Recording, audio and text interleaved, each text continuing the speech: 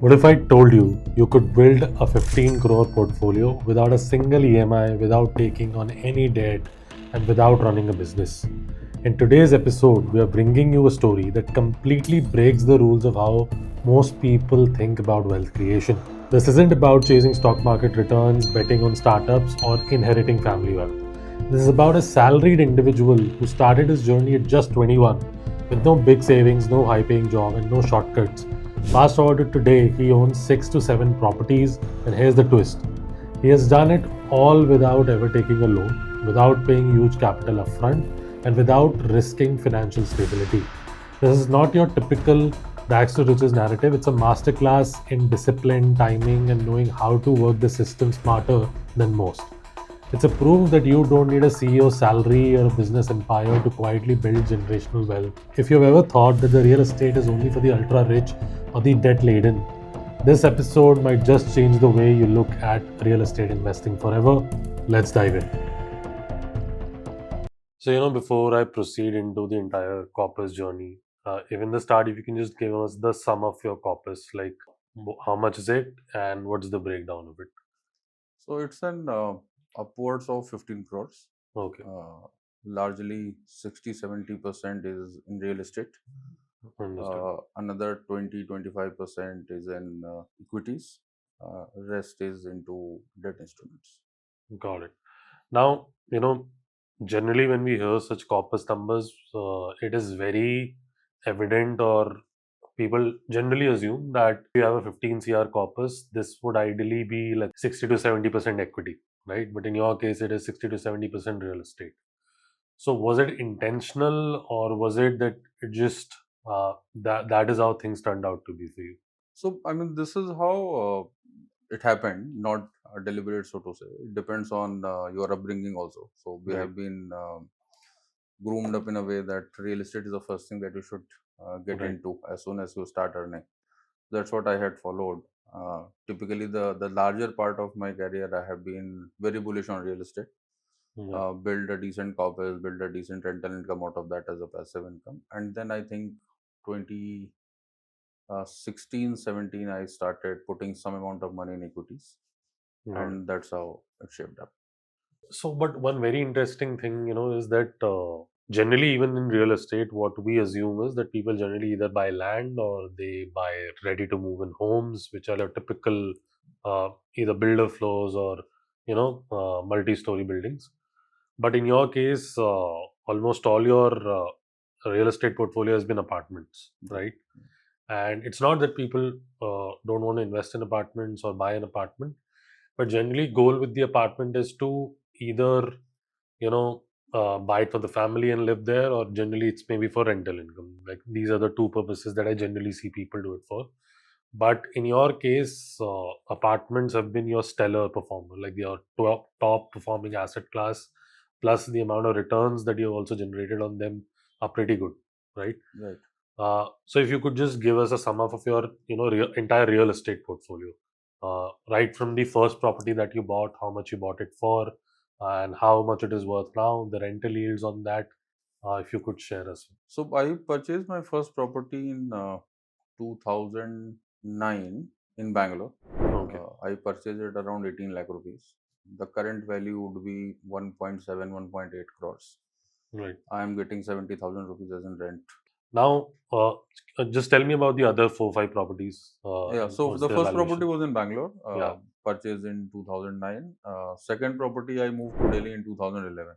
Okay. So I purchased the second property in 2014 at around 45 lakh rupees. It's a 2 BHK apartment. That's in Noida. Okay. The current value would be a crore. I am getting 42,000 rupees as in rent. It's a 2 BHK apartment. The third property I purchased in 2017. That was a commercial office space. Hmm. Uh, I purchased it around 32, 33 lakh. Should be around 70, 75 as of now. That's again rented. I'm getting 35,000 as in rent. Fourth property was again a commercial shop I purchased in a mall. That was 29 lakhs, a small shop. But since the location was great, I am getting some 49,000 rupees as in rent. Fifth was again in an apartment in which I am residing. Okay. That was a ATS property. I purchased it at a price of 79 80 lakh rupees. The current price would be 2.3 crores. Hmm. uh, Last property I purchased in a gated community apartment, again I purchased it at 1.2. It's still under construction. 70% payment has been gone. The current value would be 1.92 crores. Just to clarify, because what people generally assume is that in the case of real estate, if you have either a very good home loan attached to it or like capital component attached to it, that is how you can enter real estate. Uh, has then been the case same with you, or what was your strategy when you bought the first So I never apartment? took debt in any of my real Yeah, estate. so no home loans. You've No never home taken any loans. I home have loan. Okay. never. I mean, of all the five, six properties that I hold, I never took any kind of debt, no loans, etc. I followed the simple philosophy that, hey, look, if the property, when I purchased, I'll tell you that scenario. So it was 18 lakh property. I put 10% down payment, 15% to be Okay. precise. I put some 2.2, 2.3 lakh rupees. The rest 85%, since it was a soft launch under construction property. And eventually you will see that when you get into a construction linked payment plan, your demand comes at a gap of around 4.5 months, Right. right? So if I had paid 2.5 lakh rupees, another 15.5 I need to pay. 10% is what, 1.5, 1.6 lakhs. I was able to save it in a period of 4 months time, and that is how without debt you can acquire that property in a 4 years time. Got it. So basically, what you've done is, so now this is very similar to even equity, because because you're in a construction linked payment plan. You first of all don't need an immediate home loan to service that. Number two, you made a down payment. Now you're expected to pay almost like every 6 months Yeah, the yeah, next installment. So basically, you are saving up those from your salary. You're basically saving up that portion for the next 6 months right, from your entire monthly right, right. salary that you. So this is typically like just how people put in their SIPs SIPs, into a right, right, mutual right, fund, right. and similarly, it is just that you're saving it up and then you're deploying Yeah, it in yeah, one yeah, go. yeah. So yeah, this is again very interesting thing. I think not a lot of people experiment with this a lot. Plus, it comes with, I mean, so we Indians are groomed in a forced saving mindset. Right. Uh, I mean, why SIPs are picking it up? Because that eventually, when you have an SIP and it's on auto pay mandate, every month it's getting deducted from your compensation, right? Yeah. That's going automatically. So that's how the forced saving and the SIP as an industry is evolving. Similarly, for real estate, when you know that every 5 months, 6 months, I need to pay X amount of money for that particular asset, you tend to force. I mean, you are forced to save that money on the day one as soon as the salary gets credited into your bank account. So all these five six properties that you bought, so you have followed the same path, which is going under the construction link payment plan, a property Yeah, which is under construction, and that is how you service that yeah, yeah. capital. So this looks like a lot of people would be at the moment considering that because generally the perception with real estate is that without capital you can't do it, without the burden of EMIs you can't do it. But here you are, who has been able to master this strategy of the construction link payment plan and selecting the right property at the right time. And because generally the fear with real estate is that if you get into an under construction property, the horrors of failing at that Right. is something which people are very, very afraid of, right? That as an asset class, yes, so there is no denying that real estate can give you, if not better returns than equity, then almost as same returns as equity as well. Given the rental on the part of it, it just adds as a bonus. But if you do not get the property right or the builder right, this is a very inherent risk, right? Obviously now RERA is coming and all of that is there, but you have been doing it way before that, right? And right from 2009. So, what is the framework that you have followed, which has given you 100% success rate in this? And none of your projects that you chose or the builders that you chose have never defaulted or have never been short of delivering you the final project. So I mean, this is similar like equity market, right? You get into direct stocks, you look at the balance sheet, you look at the numbers, you look at their profit, you look at their business model, you look at their source, so on and so forth. Similar happens in the real estate also. I mean, you need to do your due diligence. So one, that you should understand that who's the developer, what's their past history, what kind of delivery have they made, what kind of construction they do, how many projects they have delivered, is it on time, not on time. Now with RERA in place, I mean earlier there wasn't any RERA. You need to get a sense by visiting on your own. So assuming I am reaching out to a developer. I'm exploring a developer's project. So I look at all his previous four, five, six projects. Hmm. We'll get into their apartment. We'll ask that when it was launched, at what price it was launched, when it got handed over, how much time it take to get an OC, how much time it took to get CC, when the developer delivered the club or the amenities, because usually developers deliver the project and then they deliver the amenities, etc., etc. So that's the study that we need to know. But with the RERA now, you can check all the details online. When they launched their previous project, was there any delay, was there any issues, is there any resident complaints, so on and so forth. That is how you zero down the developer profile. Right. Second, you find out the clusters which you believe will grow in another 5 to 7 years. The biggest problem that everybody makes is that whether it's an investment in real estate or you are purchasing to stay with your family, Hmm. everybody is putting the same lens for both the properties. Got it. So when I purchased 18 lakh rupees property, I purchased in Marthalli, Hmm. right? And when I used to work with Naukri.com, my office used to happen at MG Road, and it was taking me 30 minutes time for me to reach from MG Road to a Whitefield, Right. right? It seems to be an outer at that moment of time. Yeah. But since Bangalore has a confinement of land, so you know the clusters which will pick it up. Hmm. So don't hesitate to take risk on the upcoming locations. You need to understand that what are the peripheries where the development will happen. Like 2014, when I purchased in Noida Extension, it was treated as affordable segment, right? To get properties at 30, Right. 40 lakh rupees. Everybody was apprehensive, it will not grow, it will be stagnant, so on and so forth. Now you can't get a decent 2 BHK by even paying a crore in that locality. Yeah. Because Gurgaon has been unaffordable. So you need to find out those pockets, developer check the developer profile, get all the documentation validated, checked from RERA. Even if you want, you can visit couple of societies which developer had delivered. Yeah. Spoke with them, get the details, what was the delay, what was the hiccups, and then when you are able to match the locality, cross developers go with it. Understood. So yeah, this, like you said, this is very similar to the research that you do on even Equities, equities yeah, also. Like yeah. you study a particular stock, their past performance, you study the promoters, you look at what are their future things that they are going to do, right? So yeah, very interesting. In terms of the entire corpus that you have, which is 15 CR, and you say 60 to 70% is real estate. In total, what is the rental income now that you are getting out of all these 4 5 properties? I get typically between 2.3 to 2.5 lakhs. So typically, even if let's say if you remove the entire corpus thing also, you can just even maybe retire today only, because that entire rental thing, the cash flow that you've created is something which will be able to service your expenses easily. That will take care of. Yeah. And one very interesting thing that I would like to ask you, generally a lot of the crib that we get against real estate is that rental yields are low, right? It's typically 2 to 3%, which is technically correct. Yes, it is 2 to 3%. But don't you think that this rental yield has really helped you? Because yes, when you bought that 18 lakh property, the 17 18,000 rent, that's like a 1% rental yield. But today, if giving you a 75,000 or 80,000 rent, but you still paid just 18 lakhs for it, right? Right.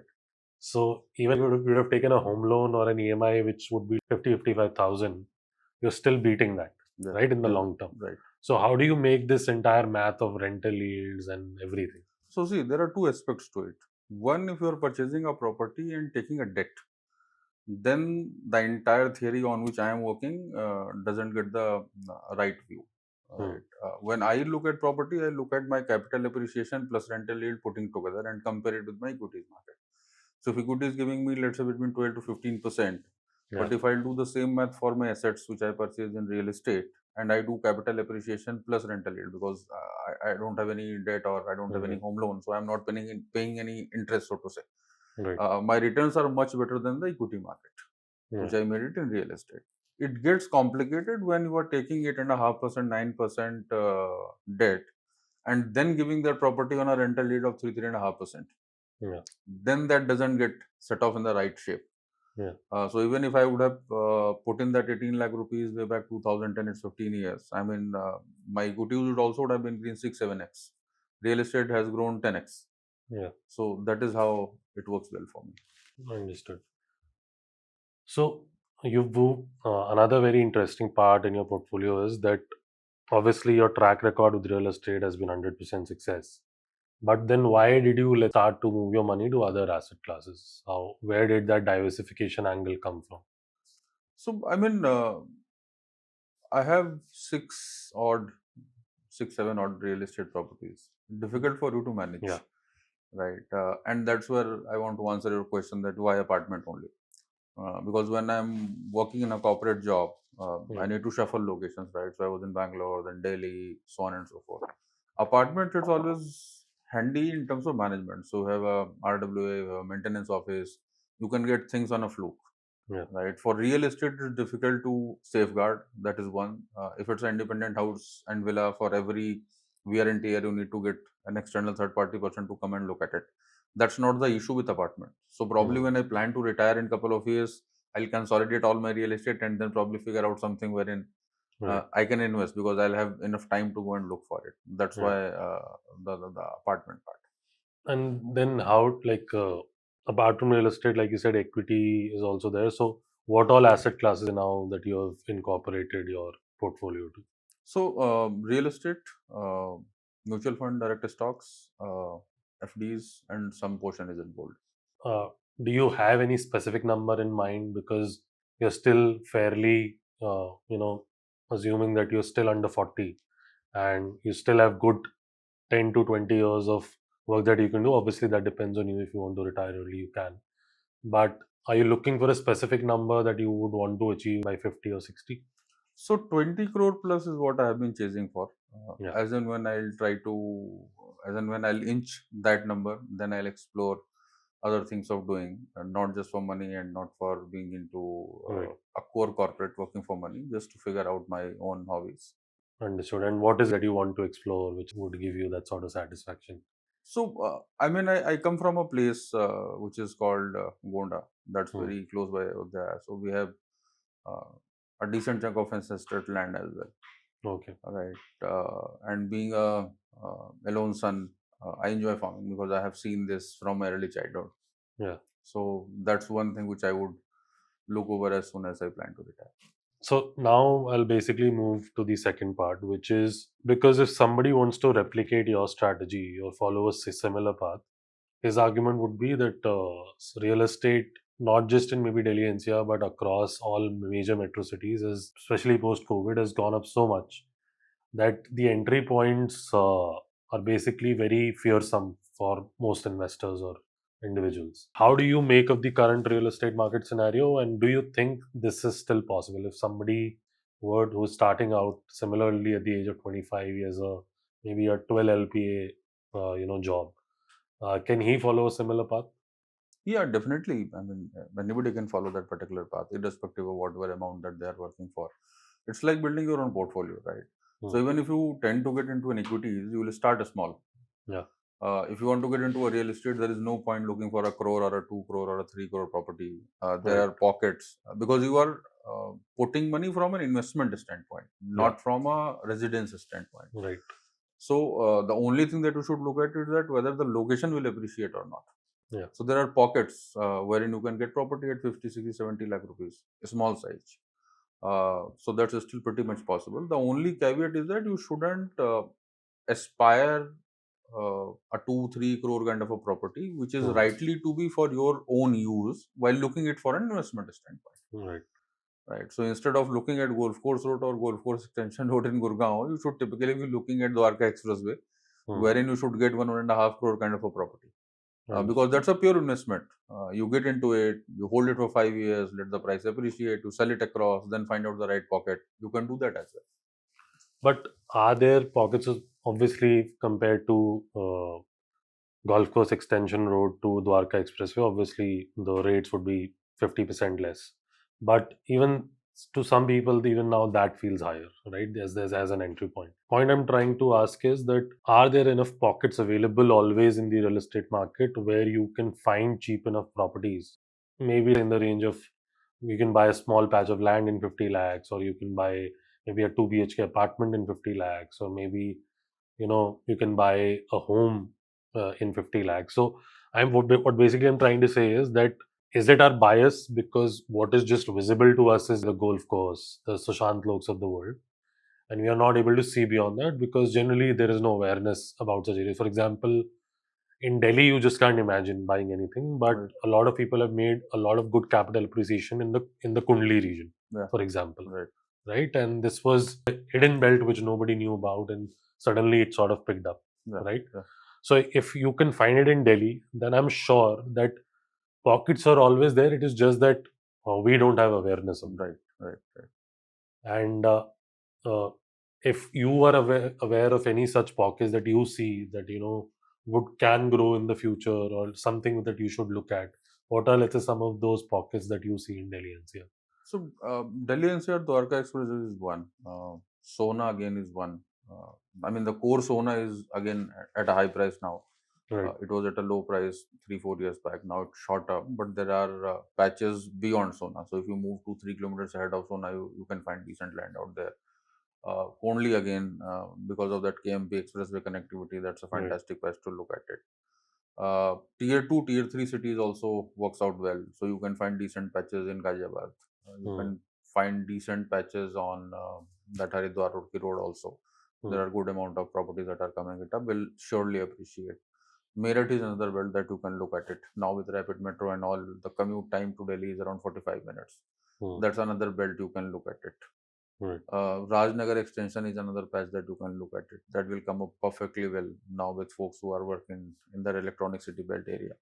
So Hmm. these are 4 5 clusters that people should look at and make decent amount of money.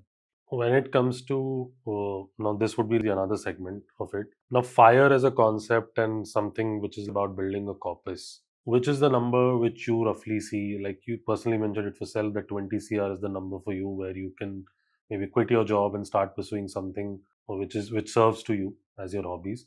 Is 20 CR more of a personal number, or do you feel that 20 CR is a the actual number that everybody should go for? No, so I mean this number varies, right? Depending on the kind of expenses you think you are currently. I think 25x of that seems to be a reasonable number. Right. So if you are okay at 2 lakh rupees monthly kind of an expenses, then I think 5 crore is a decent number for you to look at it. So Hmm. it number varies. I mean, I have seen a lot of people retire at 2 2.5 3 crores Yeah. because they have plans to settle in tier 2 tier 3 cities. They have ancestral land to work on to keep them engaged on, and their needs are pretty much okay.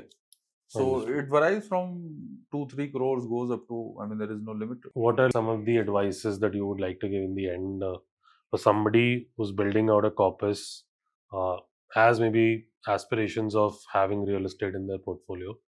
Uh, an overall sum up that you would like to give them. So, I mean, one beauty in real estate is that unlike equity, it can never go downwards. There Hmm. can't be a negative trend. Yeah. It can be flat for a couple of years, but it can't go down. And real estate will eventually pick up at a further pace in next 20, 25, 30 years of time because the dynamics of works are changing. Hmm. The dynamics of cities are changing. The job market, the job landscape is changing. The way people are commuting to work, that's also changing, and there is a finite land. India has the biggest problem that you are having a very small clusters of job pockets, right? Yeah. And eventually those pockets have a finite capacity to absorb X number of people. Yeah. So eventually it will be shifted to XYZ places, it will get scattered because a city like Delhi, a city like Gurgaon, a city like Noida, a city like Bangalore can't afford that much number of resources. That's what Yeah. we are seeing in Bangalore. I mean, it's a Right. 2 kilometer price taking 2 hours for somebody to commute. The city Yeah. was never developed. So the satellite towns will pick it up. Hmm. And you need to be cognizant that what could be those potential satellite towns, which has a better connectivity, the infra, the government support, and everything. And everybody can make a decent amount of return from real estate. That's great. Thank you so much, Amrendra, for joining us today. It was really an insightful one. I hope people will be able to sort of look beyond the usual headlines of real estate and see, what is the potential there for even an average person who's just starting out can make a lot of wealth through real estate. So thank you for being that medium for us today. Thanks, Vishwas. Pleasure is all mine. Thank you so much. Thank you Thank so you. much.